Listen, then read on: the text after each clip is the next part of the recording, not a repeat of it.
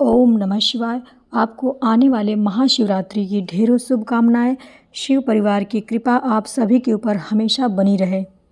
तो आज की इस वीडियो में मैं महाशिवरात्रि की पूजा विधि करके आपको दिखाने वाली हूँ। यदि आप 4 पहर की पूजा करना चाहते हैं तो वो कैसे करेंगे, पार्थिव शिवलिंग से पूजा कैसे करेंगे, इन सारी विषयों पे आज बात करेंगे।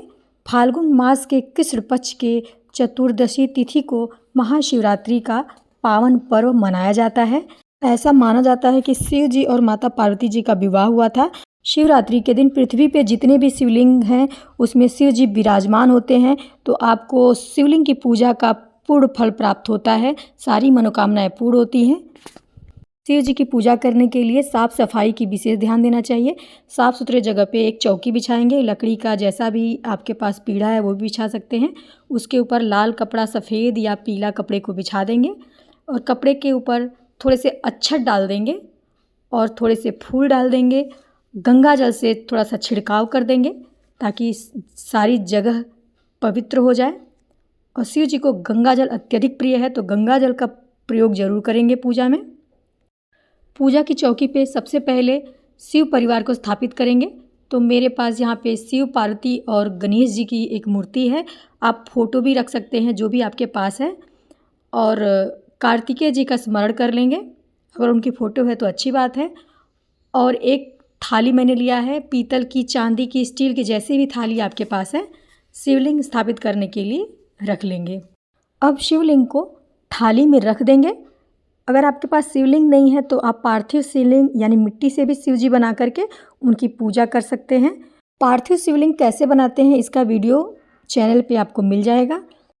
कोई भी पूजा शुरू करने से पहले दीपक प्रज्वलित कर लेना चाहिए। तो यहाँ पे मैंने देसी घी का एक दीपक जलाया है और एक मैंने तिल के तेल का दीपक जलाया है। आप शिवरात्रि की पूजन करें तो अखंड दीप जलाएं।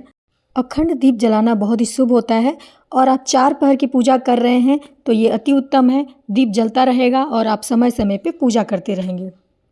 साथ ही धूपकाठी जला लेंगे और सबसे पहले गणेश जी की पूजा करेंगे।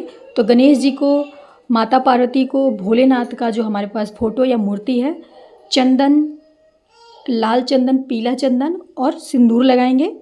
और शिव जी को गुलाल भी लगाएंगे। गुलाल अत्यंत प्रिय है शिव जी को। साथ ही सफ़ेद फूल शिव जी को, पीला फूल और लाल फूल गणेश भगवान और माता पार्वती को चढ़ाएंगे। माता पार्वती को लाल फूल बहुत ही पसंद है। वैसे जो भी फूल फल श्रद्धापूर्वक भगवान को हम चढ़ाते हैं वो उसे स्वीकार ज़रूर करते हैं। अब शिव जी को स्नान कराने के लिए हम जल लेंगे, उसमें गंगा जल ज़रूर मिलाएंगे। पीतल का लोटा मैंने यहाँ पे लिया है, आप तांबे का लोटा ले सकते हैं, चांदी का लोटा ले सकते हैं।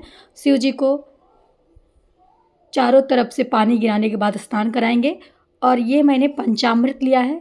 आप चाहे तो पांचों चीज़ों को एक साथ मिला करके पंचामृत से शिव जी को स्नान कराएं या अलग अलग करके भी स्नान करा सकते हैं। इस तरीके से अपने हाथों से, हल्के हाथों से शिव जी को स्पर्श करते हुए पंचामृत से स्नान कराएंगे और लास्ट में गंगा जल से स्नान कराएंगे।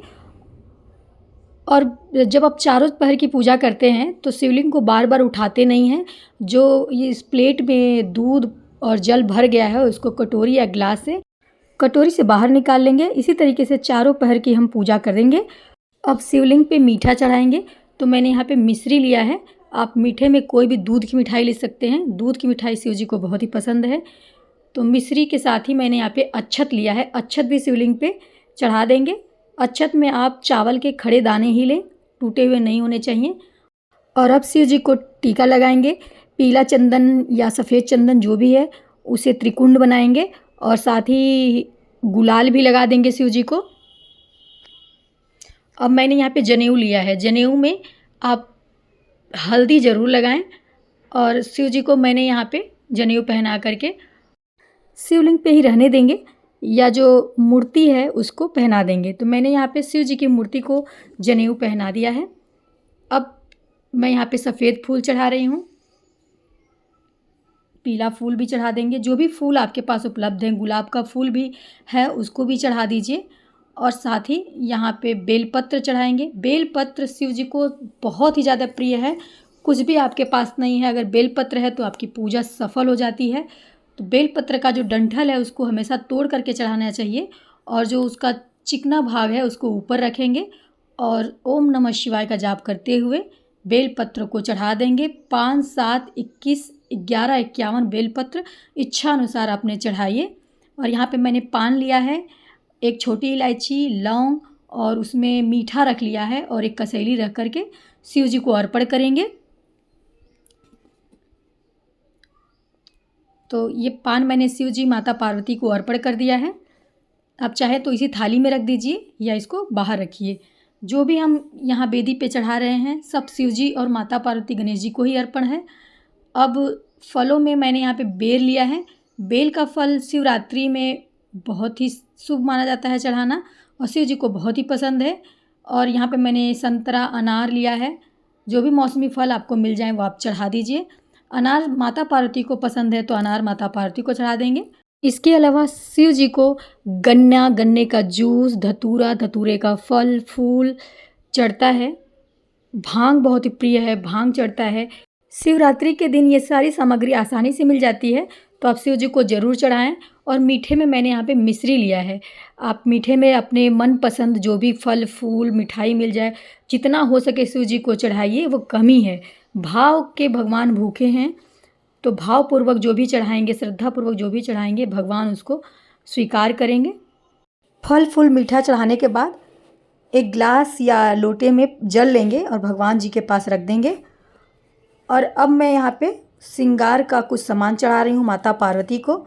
जो भी हम श्रृंगार का सामान चढ़ाएंगे वो किसी को देते नहीं हैं, खुद ही यूज करते हैं, क्योंकि ये अपने श्रृंगार का सामान होता है, अपना सौभाग्य होता है। तो आप चूड़ी, बिंदी, मेहंदी जो भी आप चढ़ाना चाहें आप माता पार्वती को ज़रूर अर्पण करें। शिव जी को आप धोती, गमछा, माता पार्वती को साड़ी चढ़ा सकते हैं। अगर वस्त्र नहीं चढ़ा पा रहे हैं तो उसके जगह पे आप कलावा चढ़ा देते हैं। कलावा से यानी रक्षा से कपड़े का जो कमी होता है वो पूर्ण होता है। वो बोलते हैं कि कलावा कपड़े के बदले चढ़ाया जाता है। शिव परिवार को भी कलावा चढ़ा देंगे और भगवान से प्रार्थना करेंगे कि जो भी त्रुटि हुई है पूजा में, जो भी दोष रही हैं, जो कमियां रही हैं उसे क्षमा करिएगा और पूजा को स्वीकार करिए। भोलेनाथ से क्षमा याचना करने के बाद हम इस तरीके से घंटी बजा करके उनसे आग्रह करेंगे कि पूजा स्वीकार करिए। और लास्ट में हम आरती करेंगे। तो शिव जी की आरती हम कपूर से करेंगे। शिव जी को कपूर बहुत ही प्रिय है, घर में सकारात्मक ऊर्जा फैलती है। आप चाहें तो आरती के थाल में कपूर का दीपक और घी का दीपक दोनों साथ में रख करके आरती कर सकते हैं। और आरती करेंगे शिव जी की। कर्पूर गौरम करुणावतारम संसार सारम भुजगेंद्रहारम सदा वसंतम हृदयारविंदे भवम भवानी सहितम नमामि। हर हर महादेव। ओम नमः शिवाय, ओम नमः शिवाय, ओम नमः शिवाय। आप शिवरात्रि व्रत हैं तो आरती के बाद कथा करेंगे, उसके बाद 108 माला का जाप करेंगे और लास्ट में हम एक पात्र में जल लेंगे और ज़मीन पे इस तरीके से गिराएंगे और 3 बार अपने माथे से टच करेंगे और हाथ में जल लेकर के भगवान शिव का चारों तरफ से आचमन करेंगे। इसका मतलब होता है कि जो हमने पूजा किया है उसका सारा फल मुझे प्राप्त हो। अगर ऐसा नहीं करेंगे तो इंद्रदेव सारा फल पूजा का ले लेंगे, चुरा लेंगे। तो इसलिए ये क्रिया करना अति आवश्यक होता है। शिव जी के मंत्रों का जाप करने के लिए हमेशा रुद्राक्ष की माला का ही प्रयोग करें। और अगर आप पार्थिव शिवलिंग की पूजा करना चाहते हैं, कैसे बनाते हैं और शिवलिंग की कैसे पूजा करते हैं, तो उसका वीडियो मैं डिस्क्रिप्शन बॉक्स में डाल दूँगी, आप वहाँ से देख सकते हैं। तो चलिए आप नोट कर लीजिए शिवरात्रि के 4 प्रहर का पूजा का जो समय है। पहला प्रहर का जो समय है 6:11 से 9:23 तक। दूसरा प्रहर है 9:23 से 12:35 तक।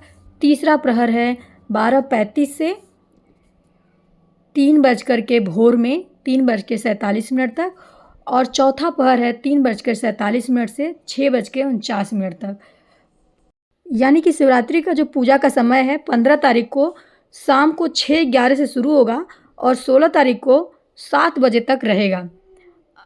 अगर आपको मेरी वीडियो पसंद आई है, थोड़ी भी पसंद आई है तो प्लीज़ प्लीज़ इसे लाइक कर दीजिए और चैनल को सब्सक्राइब कर दीजिए और जानकारी दूसरों तक पहुंचाने के लिए वीडियो को शेयर कर दीजिए और नीचे जो घंटी की बटन है उसको भी दबा दीजिए ताकि आने वाले वीडियो आसानी से आप तक पहुंचते रहें। ओम नमः शिवाय। हर हर महादेव।